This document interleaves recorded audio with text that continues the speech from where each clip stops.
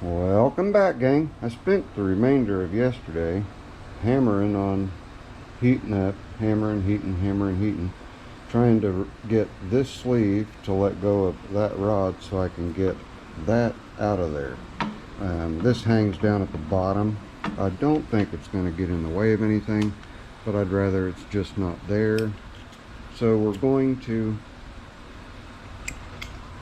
continue the fight today to get this thing out, and it may be mildly entertaining. So I'm going to set the time lapse up and commence to heating and beating and whacking and scratching my head and lather and rinsing and repeating until eventually that sucker decides it's going to break loose and come out. You see here I've gone through and I've mushroomed it and then filed it, mushroomed it, filed it. This side's mushroomed, but my plan is to go that way with it all together, so I only have to get it far enough to get that piece out and then get another little spacer ring in there. But I'd really like to get it all the way out so I can put anti-seize on it and reassemble it. This is an imperative part of the mix because you see here, this is where the springs mount, and they are over here on the tool cart. I need the tool cart over here anyway. Come here, tool cart. Come on, come on, come on, come on.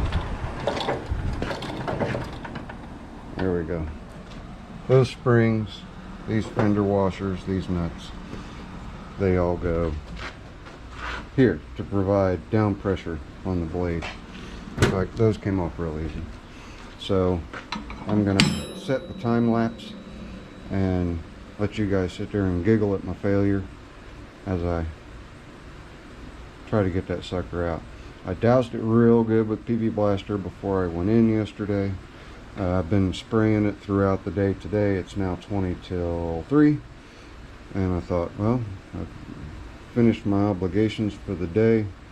I'll go ahead and try to get into that. Sorry that today's obligations, there was nothing filmed, but we are going to call this the beginnings of part 2, and we may be taking a little road trip tomorrow, and that road trip may prove fruitful for a proper lift rod for this.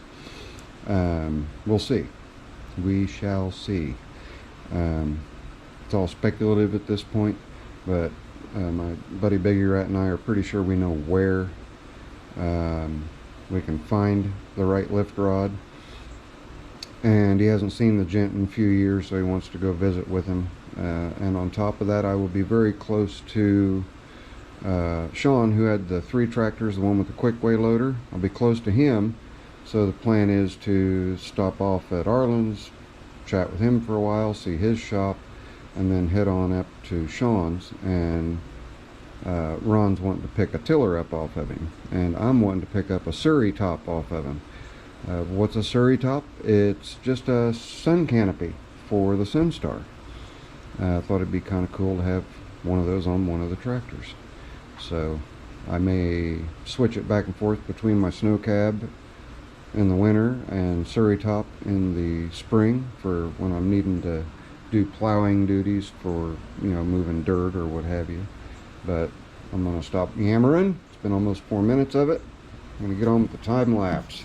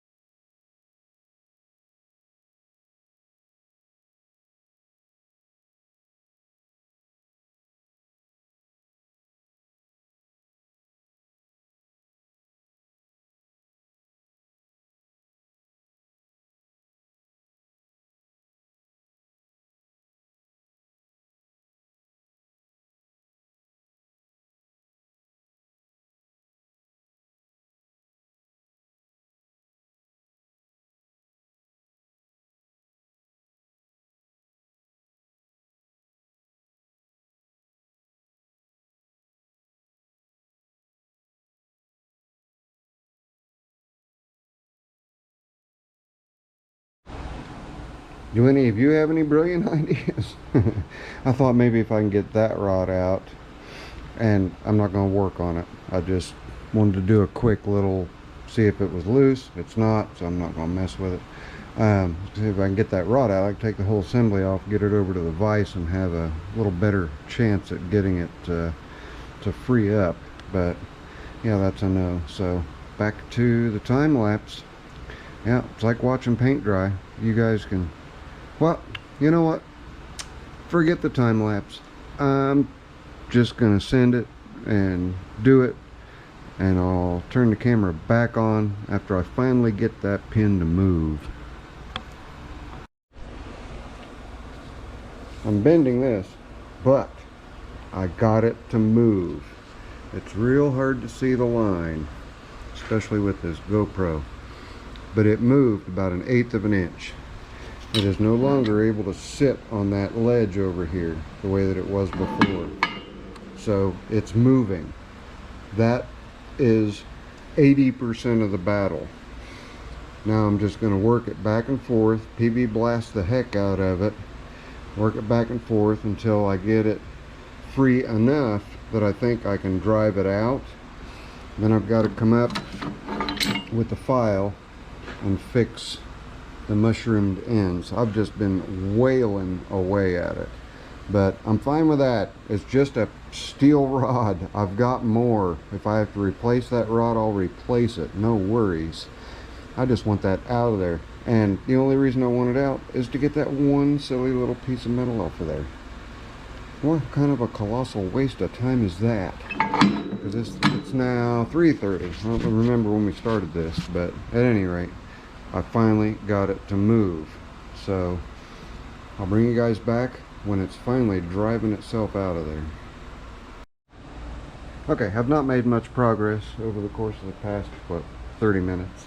And then I remembered I have these wedges that Mr. Turner made, and I thought, you know what, if I had one of these wedges in there to hold this piece of the bracket stationary, I might have a better chance of getting it out, because it's like hitting a solid surface. Because all I've been doing is just bending that tab. You know, the shaft moved a little bit, but didn't move a lot. So I took one of these and put it in between this really heavy 1/2 inch plus thick steel here and this 3/8 steel, so over 3/4 of an inch, in fact probably closer to an inch, and stuck it down in there and wedged this piece of the bracket against all this, and that thing, it's in there pretty tight. So sometimes your brain remembers that you've got things like this and you can put them to work. Let me show you how these work. Pretty ingenious, actually. And you can get a whole lot of torque in on it. It's just 2 pieces of milled steel. Okay, we've got this area in here that's been milled out, and a slot here that's been milled, and this has been milled narrower than the base. The base has lips on either side. That just helps keep this piece true, keeps it from wanting to wander and walk. So pretty smart, right? But what's that little groove for? That little groove right there is for those 2 handmade washers, and that sits right in there. So you have the mechanical advantage as you tighten this down. It's just like a vise. It pulls it up and up and up and up, allowing me to wedge the rest of this bracket. All the rest of this bracket is wedged using just that block. So I'm going to go ahead and take this one, put it in on this side, just so I've got everything just as stationary as I possibly can. That'll give me a better chance at the impacts that I put on the shaft to get that to break loose a little sooner than later, because I'm tired of working on this thing. I want that shaft out. Do I have to have this off? Probably not. But I'm Zippo. I'm OCD. and I'm a man on a mission. I do not admit defeat. So I'm going to work on it till I get it out. Fortunately, there's nothing else going on right now. So we will get this one put in, and I will continue whacking. I'll bring you back with progress. I win! I got it out. Just to get that bracket off of there. That was the only reason I wanted that sucker out of there. Could have cut that bracket off. Then I got to thinking, all this hammering and poking and prodding and everything that I'm trying to do to this goofy thing to get it out. You want to see how I got it out? And how many of you were yelling at the screen?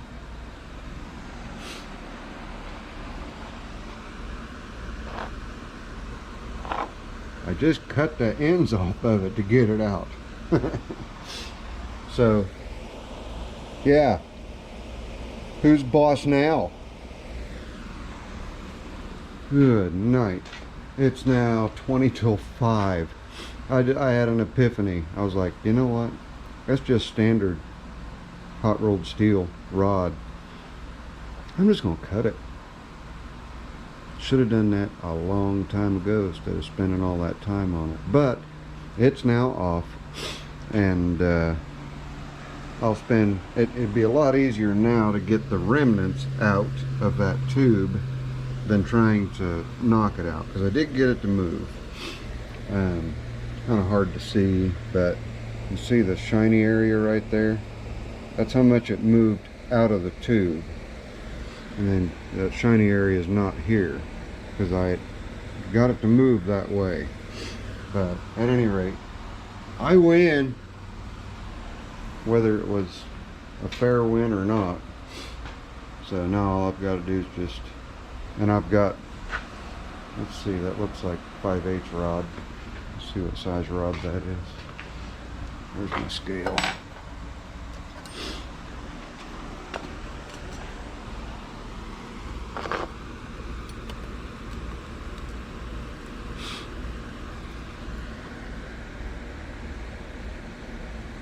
Yeah, 5/8 rod. 5/8.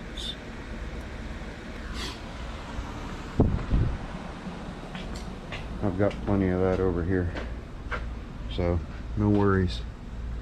We're good to go. Boy, that was a pain in the derriere, wasn't it? That's not 5/8. Anyway, I've got 5/8 rod here. So, okay, I guess this will be part 2. You guys get to watch me sitting there fighting this silly thing when all I really had to do is just get out my angle grinder and cut the sucker off. I'm a little slow sometimes. Spend all this time on it. But anyway, I was a man on a mission. I was like, I'm gonna get that driven out of there. Yeah, no, you're not. So, okay. Tomorrow, I actually have a lead on a lift arm, which that has transpired since the last time I popped the camera on. So I will be going to pick that up along with the Surrey tomorrow. So I am getting the proper lift rod. The only thing that's going to determine if it'll work or not is if this hole in this bracket is in the same spot as the Sunstar blade.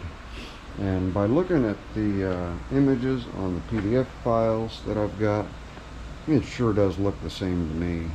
They didn't make very many changes at all between this blade and the Sunstar blade. So that's going to end it. That's part 2 on part duh. Zippo's a little slow sometimes, but I'm going to go ahead.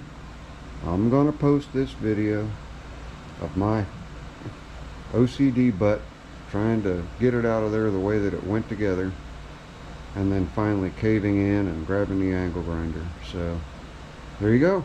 Friendly neighborhood Zippo. Promise you guys, I'll see you when I see you. I'm out.